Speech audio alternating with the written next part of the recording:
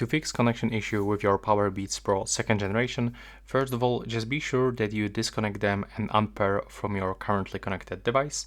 So I was actually connected with iPhone, and as you can see, I just simply remove them from the list.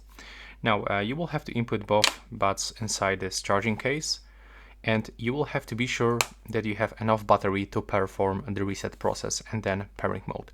So if you are not sure, then you can simply connect the USB-C cable of your phone or any other device for a few minutes just to recharge your case and earbuds. Then what you have to do is just to open this case with the both earbuds inside, and you have to just click and hold on this button. And now you have to take a look on this LED indicator. So after a few moments of holding, it will actually disappear completely, which means that the reset process will be complete. So just be patient. Just wait for it. There we go. Now you can release, and all you have to do is just to close this case for a few seconds and then reopen.